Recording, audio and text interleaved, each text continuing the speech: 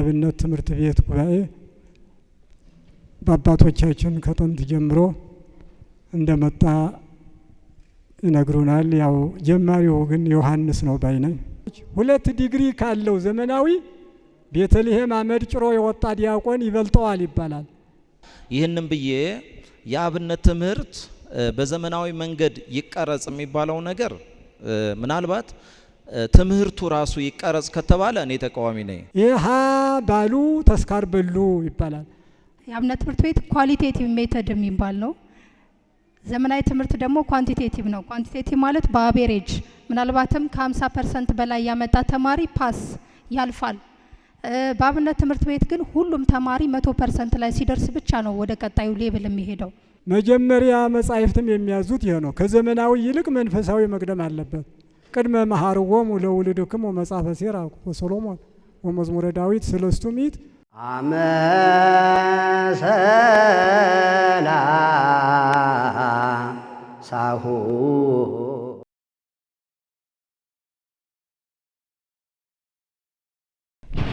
ይትባረክ እግዚአብሔር አምላክ አበዊነ ቅዱሳን ወእማቲነ ቅዱሳት። የአባቶቻችን የቅዱሳን የእናቶቻችንም የቅዱሳት አባት እና አምላክ የሆነው እግዚአብሔር ስላገናኘን ስለሰበሰበን ስሙ ለዘላለም የተመሰገነ ይሁን። እንኳን አብጽሐክሙ አብጽሐነ ለዛቲ ዕለት ብያለሁ። እንግዲህ ዛሬ እንደ ተረዳሁት ከሆነ የ15ኛ ዓመት የዚህ ጉባኤ ቤት በዓል ነውና ስለተገናኘን በጣም ደስ ብሎናል። ሁላችንንም ሶስታችንንም ወክዬ ማለት ነው። ውይይቱን የምናደርገው የአብነት ትምህርት ቤትን ምክንያት አድርገን ስለ አብነት ትምህርት አንዳንድ ቁም ነገሮችን ለመነጋገር ነው። የአብነት ትምህርት ምንድነው? ራሱ ምንድነው የአብነት ትምህርትና ሰፊ ቢሆንም ታሪካዊ ዳራውን በተመለከተ ምንነቱን መነሻውን በዋናነት እሱን እንዲነግሩን ነው ምጋብዛቸው። እናንተም ቁም ነገር ታገኙበታላችሁ ብዬ ተስፋ አደርጋለሁ። በትዕግስትና በንቃት ሆናችሁ እንድትከታተሉን ከወዲሁ ጋብዛለሁ። እስኪ ወደ ሊቀ መጋቤ ምስጢር አፈወርቅ ተክሌ ልሄድና አጠር ባለ መንገድ የአብነት ትምህርት ለርሶ ምንድነው? እንዲሁም ደግሞ የአብነት ትምህርት እስኪ ከኢትዮጵያ ታሪክ ጋር በተያያዘ መነሻውን ታሪካዊ ዳራውን ቢነግሩን። ስብሐት ለእግዚአብሔር ወመንፈስ ቅዱስ። እግዚአብሔር አምላካችን ለታላቁ በዓለ ልደት ነቢይና ሐዋርያ ጻድቅና ሰማዕት ባሕታዊ ለሆነው ለልደተ ዮሐንስ እንኳን አደረሳችሁ አደረሰን። እግዚአብሔር አምላካችን ለሊቃውንት ምስጢሩን የገለጠ ለእኛም እንዲገልጥልን ቅዱስ ፈቃዱ ይሆንልን። ሰሚ ጆሮና አስተዋይ አእምሮ ያድለን። እንግዲህ የአብነት ትምህርት ቤት ጉባኤ በአባቶቻችን ከጥንት ጀምሮ እንደመጣ ይነግሩናል። ያው ጀማሪው ግን ዮሐንስ ነው ባይነኝ። ዮሐንስ መጥምቀ መለኮት ዛሬ የሚውለው ጉባኤ የመምህራን መጀመሪያ መነሻ የሆነ ተማሪዎችን የሰበሰበ እስከ መጨረሻው ድረስ ወደ ክርስቶስ ያሸጋገረ ክርስቶስም ሁሩ ወመሃሩ ብሎ ሐዋርያት እስኪልክ ድረስ መነሻው እሱ ነው። ትንቢት የተነገረለት ኢሳይያስ 41-3 ድረስ ያለው ዮሐንስን ነው የሚነግረን። ትምህርት ቤት መጀመሪያው ማለት ነው። እናት ጭሮ የቅኔ ጉባኤ ወይም ደግሞ ያቋቋም የቅዳሴ ማንኛውም ጉባኤ ትምህርት ቅዱስ ያሬድ ኋላ ሰፋው ቢባልም መነሻው ግን እነ ዮሐንስ ናቸው፣ እነ ኤልሳ ናቸው፣ እነ ሳሙኤል ናቸው። ብዙ ተማሪዎችን አስከትለው ሁለተኛ ነገሥት 6:1 ኤልሳን ስናይ ሳሙኤል እንዲሁ 19 ላይ ስናይ ብዙ ተማሪዎች እንደነበራቸው ጉባኤ የሚባለውም ያ ነው። ጉባኤ ማለት ምንጭ ማለት ነው። ምንጭ ከደጋ የሚፈስ የወህዝም ሊባኖስ እንደተባለ ክርስቶስ ከደጋ የሚወጭ ምንጭ ወይነ ደጋውን ቆላውን አጠጥቶ እስከ መጨረሻ እጽዋትን ለፍሬ ለአበባ የሚያበቃ ያ ነው። ስለዚህ ምንጩ የማይደርቅ ከርሰ ምድር የሚወጣ ከሆነ ፈሳሽ አለው፣ ወራጅ አለው። ምንጮቹ ጉባኤያት ናቸው፣ ወራጆቹ መምህራን ናቸው። እንዲሁ ደግሞ ፈሳሾቹ መጻሕፍት ናቸው። ከምንጩ የወጡ መምህራን ፈሳሾች ሆነው ከጉባኤው ተምረው ይወጣሉ። እነሱ የጻፏቸው መጻሕፍት ደግሞ ወራጆች ተብለው ሰዎች እንዲያነቡና ለሰው እንዲደረስ እውቀት እንዲህ ሲሰፋ መጥቷል ማለት ነው። ምንም እንኳ ከጥንት ጀምሮ የተማረ ሰው የተጻፈ መጽሐፍ ባይኖርም ከአዳም ጀምሮ አባቶች እውቀትን ገንዘብ አድርገው ኖሯልና በዚህ አይነት መጥተዋል። ጀማሪው ባጭሩ ዮሐንስ መጥምቀ መለኮት ነው ባይ ነኝ። እግዚአብሔር ይስጥልን መጋቤ ምስጢር። ወደ መላከ ምሕረት ልሄድና እሳቸው የሚጨምሩት ነገር ካለ የአብነት ትምህርት ነው የሚለው ቃሉ ከቃሉ ቢጀምሩልን ደስ ይለኛል። የአብነት ትምህርት የተባለበትን ስያሜውን አንስተው ከዛ ደግሞ ታሪካዊ ዳራውን ቢገልጹልን። እሺ፣ እንዴት ቆያችሁ? ከኔታ አፈወርቅ ላይ መጨመር ከባድ ነው።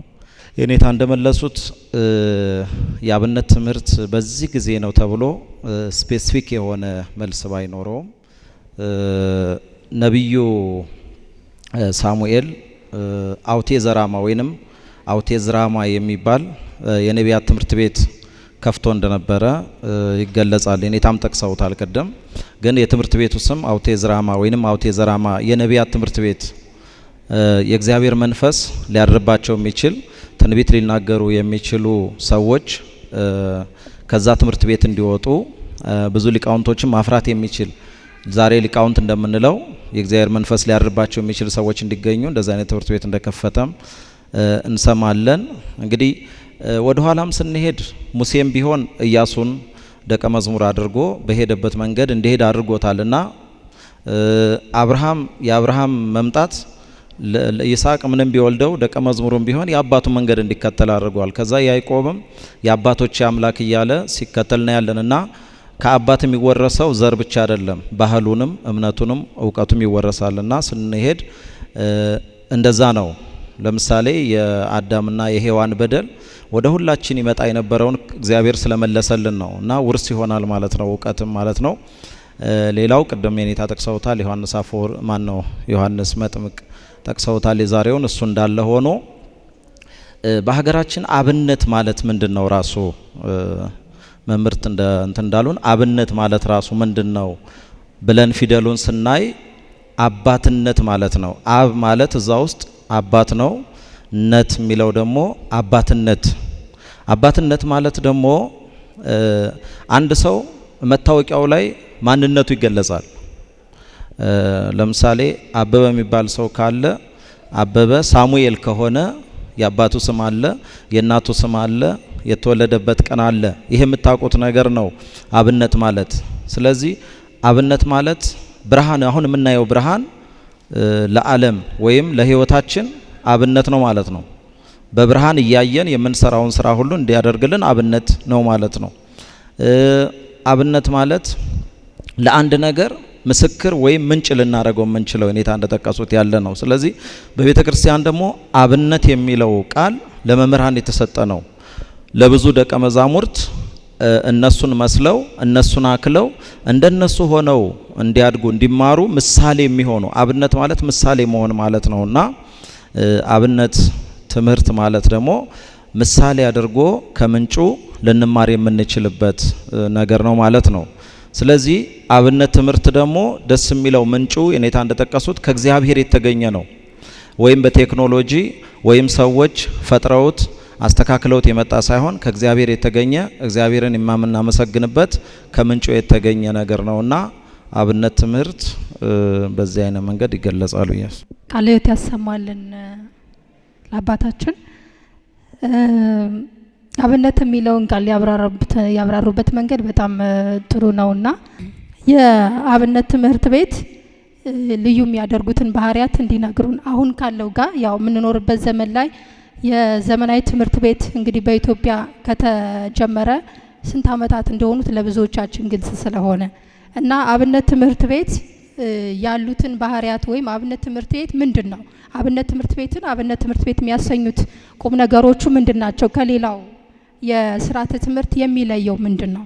አብነት ትምህርት ቤት ውስጥ የምናገኛቸው ነገሮች፣ ስርዓቶች ምንድን ናቸው?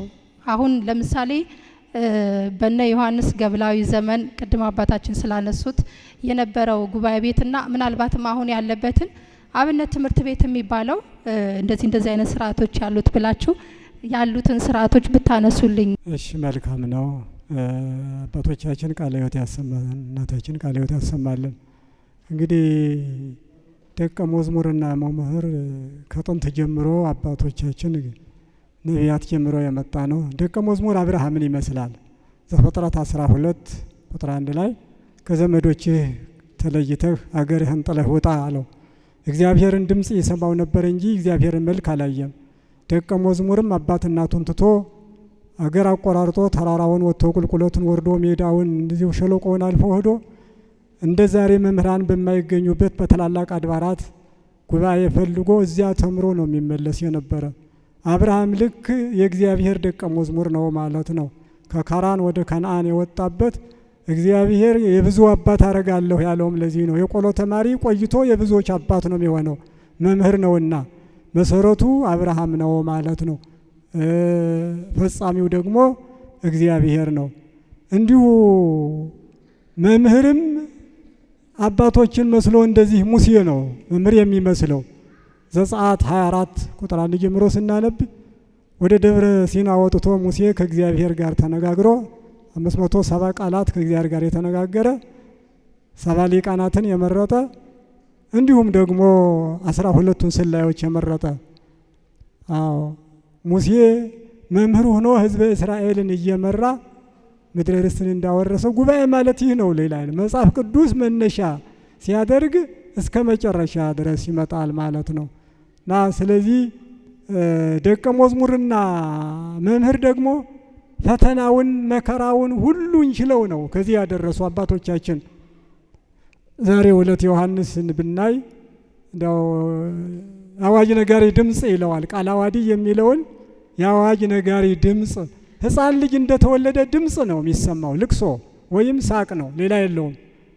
ጌታችን ኢየሱስ ክርስቶስ እስኪመጣ ድረስ ግን ድምጽ እያሰማ ዮሐንስ ለ2 ዓመት ለ3 ዓመት ይቆያል። ያ ድምጽ ብቻ ቃል ሳያሰማ ልቅሶ ብቻ።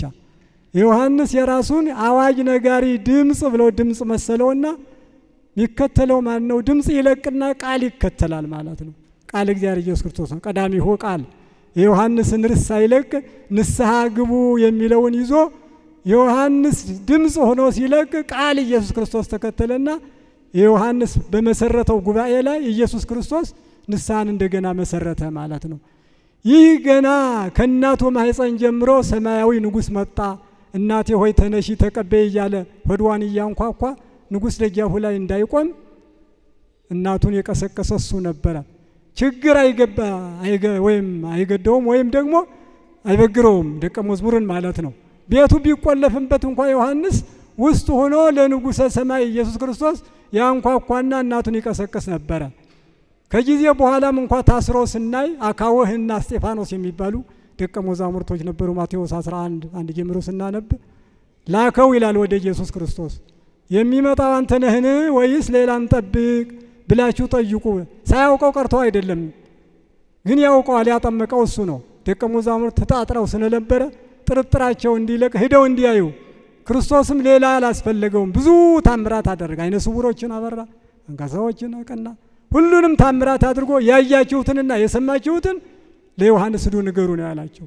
ሄደው ለዮሐንስ እውነት ነው አየነው፣ ድውዮችን ይፈውሳል፣ ሙታንን ያስነሳል ብለው ከጥርጥር ተረዱ። ይሄ ችግር የማያስቀረው የቆሎ ተማሪ መሆኑ ከሆድ ውስጥ ሆነህም እስር ቤት ውስጥ ሆነህም ማስተማር ይቻላል ማለት ነው። እንዲያውም አንዱ ሊቅ ምን ይላል? ዮሐንስ በዚህ ምድር ብቻ አይደለም ከሞተ በኋላም እንኳን ለሲኦል ላሉ ነፍሳት እንዲያስተምር ክርስቶስ አስቀድሞ ላከው ነው የሚለው። በሲኦል ያለው ነፍሳት መጀመሪያ ዮሐንስ ሰባኪ ነበር፣ ለዚህ ዓለም ብቻ አይደለም። እና የዮሐንስ መምህርነቱን ስናይ ደግሞ ችግር ማያስቀረው በእስር ቤትም በማይጸንም ሆኖ ማስተማር ከሁሉ በላይ አድርጎ ይዞ የኖረ ታላቅ ሰው መሆኑን እንረዳለን ማለት ነው። ብልህ ደቀ መዝሙር ቅዱስ እንስሳን ይመስላል። ቅዱስ እንስሳ ታውቃላችሁ፣ ሌላ ርኩስ እንስሳ ስላለ። ቅዱስ እንስሳ ቀን ሳር ቅጠል ሲለቅም ይውላል፣ ሌሊት ግን ያመጀካል ወይም ደግሞ ያመሰኳል። ብልህ ደቀ መዝሙርን ቀን ሲያጠና የዋለውን መምህር ያስተማረውን ያነበበውን ሌሊት ሲቀጽል ሲያመላልስ ሲያንሰላስል ያድራል።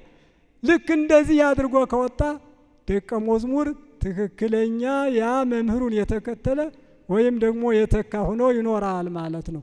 ያ ቅዱስ እንስሳ እንደምታውቁት ያ እንዲህ ያደርግ ይኖር እንጂ በሞተ በኋላ ቆዳው፣ ጸጉሩ፣ ስጋው ሁሉም ነገር እንደ አብየል መስዋዕት በግ እግዚአብሔርን ከሰው ጋር ሲያስታርቅ የኖረ በደል ሲያርቅ የኖረ ቅዱስ እንስሳ ይባላል። ደቀ መዝሙር የተመሰለበት ልክ እንደዚሁ ችግር ሳይበግራቸው ስለ ማርያም ስለ እመብርሃን አንቲ ውእቱ መዝገብ ዘተሳየጠ ዮሴፍ የተባለች ዮሴፍ የተሸከማት መዝገብ ወይም አኮፌዳ አንቺ ነሽ ድንግል ማርያም። ተማሪው በግራ ክንዱ አኮፌዳ ተሸክሞ ስለ ማርያም እያለ በየመንደሩ ዙሮ ችግር አድርጎ መጨረሻ ግን የብዙዎች አባት ይሆናል ማለት ነው። እና አባቶቻችን ያስተማሩን ይህ ጉባኤ ቅድም የሰማ ነው።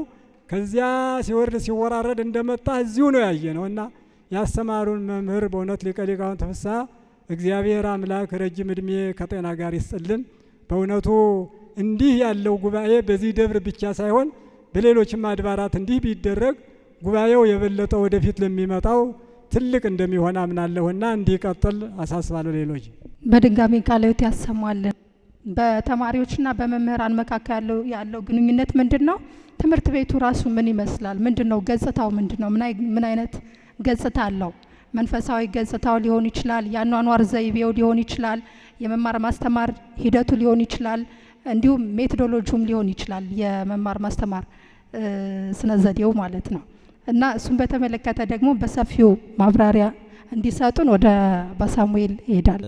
የመማርና ማስተማር ሂደት ማለት ለእናንተ በቀለል አማርኛ እንዲገባቸው አንድ የመንግስት ወይም የዘመናዊ ተማሪ የሚባል ተማሪን ማሟላት የሚገባውን ነገርና እንዲሁ ቅድም እንደተገለጸው በአብነት ትምህርት ቤት ወይም በቄስ ትምህርት ቤት በሚባለው በዘልማድ ላይ ያለውን ነገር ማነጻጸር ስታዩ በጣም የሚገርም ነገር አለው። ለምሳሌ በዘመናዊ ትምህርት ላይ አንድ ተማሪ የራሱ የሆነ ዩኒፎርም አለው አይደለ? በዘመናዊ ትምህርት ዩኒፎርም አለው። በቄስ ትምህርት ቤት ደግሞ ትልቁ ዩኒፎርም ምንድነው? በአካባቢው ያለውን አለባበስ የምትመስል ትንሽ ሰውነትን ብቻ ሊሸፉን የሚችል ራቁትነትን ሊከለክል የሚችል ልብስ መልበስ ነው። ያም ደግሞ እንደየአካባቢው በጎንደር የሚማር ተማሪ፣ በሸዋ የሚማር ተማሪ፣ በጎጃም የሚማር ተማሪ፣ በትግራይ የሚማር ተማሪ እንደ መምህሩ እንደ አካባቢው ሁኔታ የሚለብሰው አለባበስ አለ። ይህ አለባበስ የሚያሳዝናችሁ ብርድም አያስጥልም፣ ከፀሐይም አያድንም፣ ከምንም ነገር አያድንም። እና አለባበሱ ራሱ ይሄ ነው የማይባል ወይም ከእናት አባቱ ቤት ሲወጣ ለብሷት የወጣት አንድ ጨርቅ ልትሆን ትችላለች።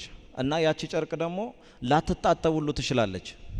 ሳትታጠብ 4 ዓመት 5 ዓመት ከዛ በላይ ሊለብሳት ይችላል ያ ተማሪ ማለት ነው። እና ሳሙና እንኳን ላያገኝ ይችላል። ከቤት ሲወጣ ምቾት የሚባል ቀለብ የሚባል የእናት ፍቅር፣ የአባት ፍቅር፣ የዘመድ ፍቅር የሚባል የለም። እዛ ትምህርት ቤትም ሲገባ መታወቂያ የለውም። የሚገርማችሁ የቄስ ተማሪ መታወቂያ የለውም። ከየት ነው የመጣኸው አይባልም። እንደው ብቻ ከእንዲህ ሀገር መጣሁኝ እንጂ ከየት ቀበሌ መጣ፣ አባትህ ማን ነው፣ እናትህ ማን ነች፣ ዩኒፎርምህ ምንድን ነው፣ ቀለብህ ምንድን ነው የሚባል ነገር የለም። ስለዚህ እንደመጣ መምህሩን ያናግራል። መምህሩ ልትማር ነው የመጣኸው? ምንድነው የምትማር? እንደዚህ ነው። በእርግጥ ትምህርቱ ቅደም ተከተል አለው። ምናልባት በጥያቄ ውስጥ ካለ በኋላ እንመለስበታለን። እና ያ ተማሪ ልክ እንደመጣ እዛ ትምህርት ቤት ሲገባ የሚገርማችሁ ነገር ሊማር መጥቷል። የመምህሩን ጉልበት ይስምና ከዛ በኋላ አንድ ጓደኛ ይሰጠዋል። ሻል ያለ ከሱ ትንሽ ሻል ያለና ሊያስተምረው የሚችል ይሰጠዋል። ከዛ በኋላ ቀደም የኔታ እንደገለጹት የሚገርማችሁ ተምሮ እስከሚጨርስ ንባብ ይሁን ቅዳሴ ይሁን አቋቋም ይሁን ቅኔ ይሁን እነዛን ተምሮ እስከሚጨርስ በአካውንቱ ላይ ያለው ገንዘቡ በእንተ ስማ ለማርያም ነው። አያችሁት? አካውንቱ ላይ ያለው ገንዘብ ማነሽ ከተባለ በእንተ ስማ ለማርያም የሚለው ነገር ነው። በቃ የተማሪ ምርኩዙ በእንተ ስማ ለማርያም ነው።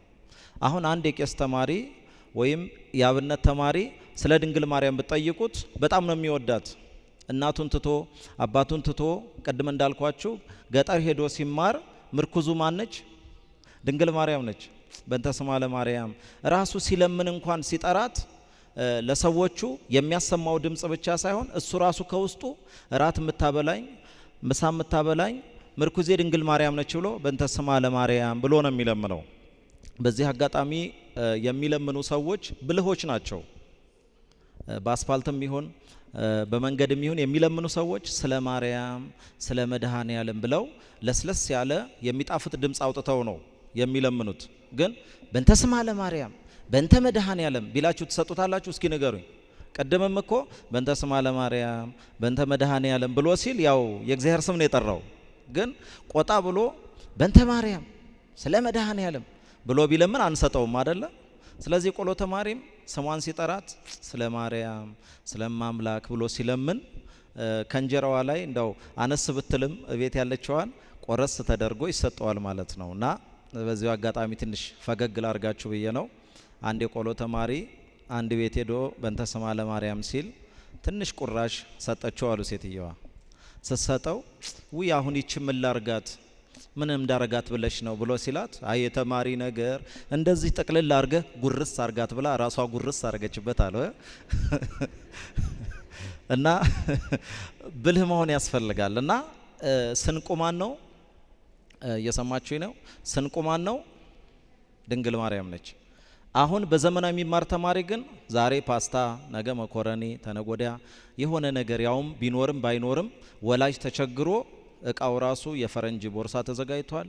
በዛ ተደርጎለት ሄዶም አይማርም፣ ሄዶም የተሻለ ውጤት አያመጣም። ያው አንዳንድ የሚያመጡ አሉ፣ እንዳልነካ ደግሞ ድካም ነው። ያ ቆሎ ተማሪ ግን በዚህ መስመር ይሄዳል ማለት ነው።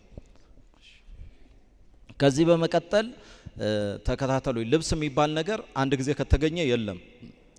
መኖሪያ የሚባል ነገር የተመቻቸ ፍራሽ አለው ምናምን የለም። ከተገኘ ቁርበት ካልተገኘ አፈር ላይ ተምሮ የሚማር ነው።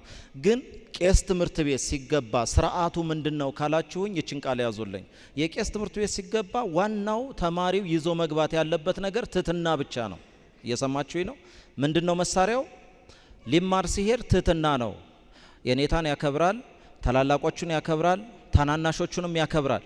እዛ ቆሎ ትምህርት ቤት ሲገባ የኔታ ወንድሜ ታላቄ ነው የሚባለው እንጂ ያልተማረውንም ያላወቀም እንኳ ቢሆን ሞራሉን የሚነካ ነገር ንግግር አይፈቀድም። የተማረ እንኳ ቢሆን አይኮራም።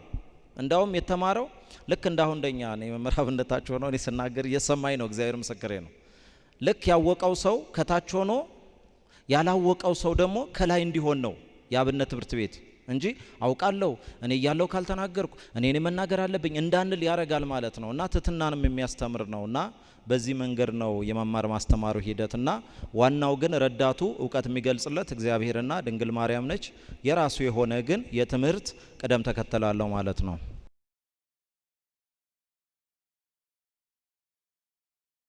አመሰ